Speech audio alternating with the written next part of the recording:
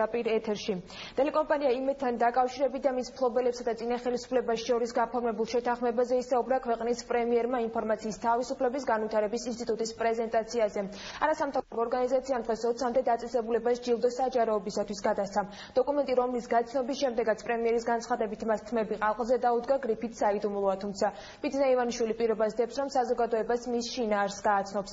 რა დოკუმენტია გრიფირებული და რამ გააოცა პრემიერი, დეტალებზე ნინო არყლიანი ისაუბრებს.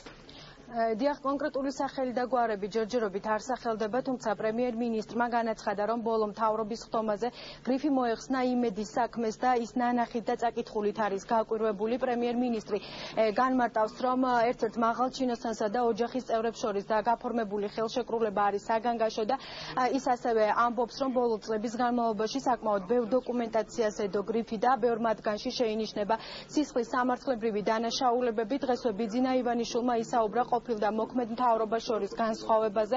მან თქვა, რომ წინამორბედებისგან განსხვავებით მისმა ფავორიტმა მინისტრმა დავით კირვალიძემ კონკრეტული გადაცდომის გამო თანამდებობა დატოვა. მან მოიყვანა გელა ხვედელიძის მაგალითიც. შეგახსენებთ, რომ ეს განცხადებები პრემიერ-მინისტრმა თავისუფლების ინსტიტუტის განვითარების ინსტიტუტის მიერ გამართულ ღონისძიებაზე გააკეთა, სადაც საჯარო ინფორმაციის გაცემის თვალსაზრისით 20 ყველაზე ანგარიშვალდებული უწყება გამოვლინდა, ასევე დასახელდა ყველაზე დახურული დაწესებულებები და მათ შორის მოხდა შინაგან საქმეთა სამინისტრო, ასევე საუბარია მთავრობის კანცელარიაზე, პრეზიდენტის ადმინისტრაციასა და ენერგეტიკის სამინისტროს მარეგულირებელ კომისიას ემექზე.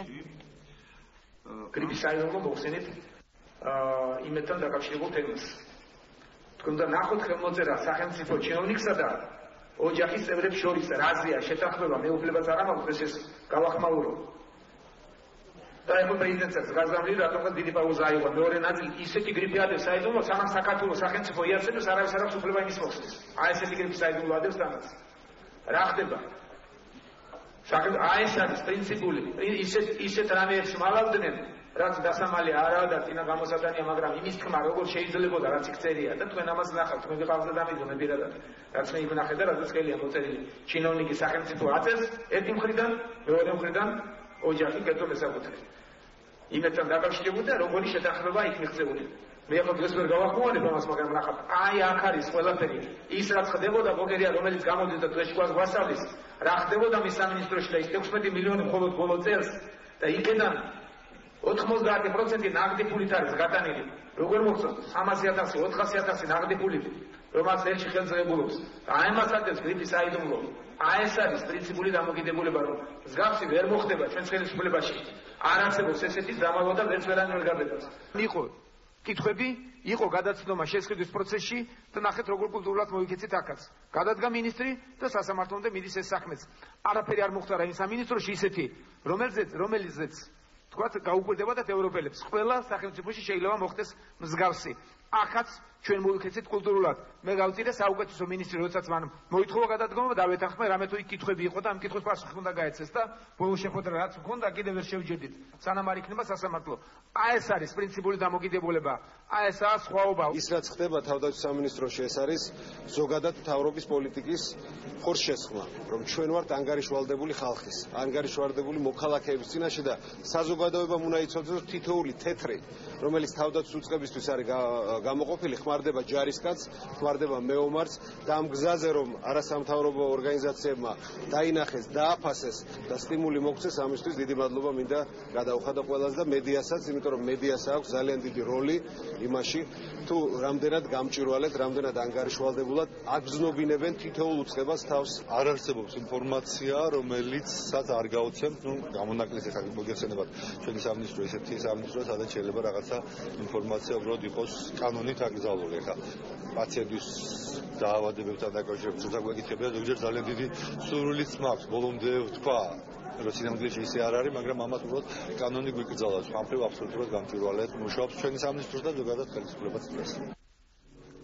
ინფორმაცია, რომელიც საჯაროა, ის ხელმისაწვდომი უნდა იყოს ყველასთვის და ამას უკვე კანონმდებლობა დაარეგულირებს, როგორც დეპუტატმა თინა ხიდაშელმა ჟურნალისტებთან საუბარში განმარტა და ასევე შეხვედრაზე ისაუბრა, რომ ცვლილებები აღნიშნულთან დაკავშირებით ცვლილებათა პაკეტზე მუშაობა უკვე დასრულებულია და ძალიან ბევრ კანონში შევა ცვლილება ინფორმაციის თავისუფლებასთან დაკავშირებით, კანონის დახვეწასთან დაკავშირებით დღესვე ცნობილი ხდება, რომ აქტიურად მუშაობს იუსტიციის სამინისტროც.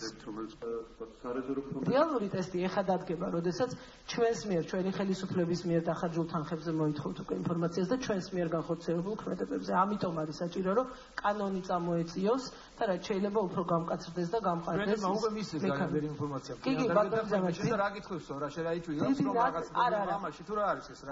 არა, მაგრამ მე იმას ვამბობ, რომ კანონი არა პრობლემა არ არის. კანონმდებლობა დახვეწეთ და სტანდარტები შეაჩეროთ. არავითარი არის პრობლემა მაგაზე არ არის. სწორედ ამას ვამბობ, სწორედ ამიტომ ვამბობ, რომ კანონმა უნდა გაამყაროს ის საძირკველი, რომელიც ახლა არის ჩაყრილი. სამოქალაქო საზოგადოების სხვა წარმომადგენლობით ჩართულობით, ასევე სხვადასხვა სახელმწიფო უწყებების ჩართულობითაც შეიმუშავოთ ის, რაც ახლა უკვე არის კანონმდებლობის ნაწილი, მე გულისხმობ ინფორმაციის, საჯარო ინფორმაციის პროაქტიულად გამოქვეყნებას და ნუსხას, კონკრეტულ ნუსხას, რა უნდა ექვემდებარებოდეს გამოქვეყნებას, რაც შეეხება შემდგომ სრულყოფას კანონმდებლობის იუსტიციის სამინისტროს მუშაობს ამაზე.